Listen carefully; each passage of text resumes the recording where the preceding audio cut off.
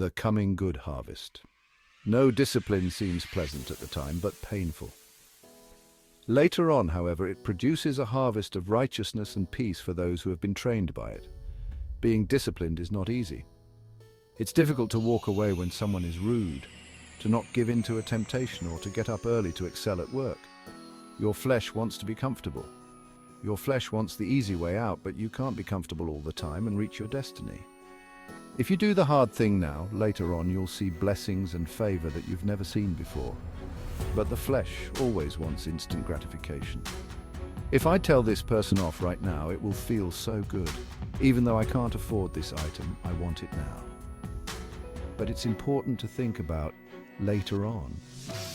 We should be growing, being more mature than we were 5 years ago. If I'm still dealing with my temper the same way as years ago, still getting offended, upset and jealous, I'm letting the flesh dictate my life.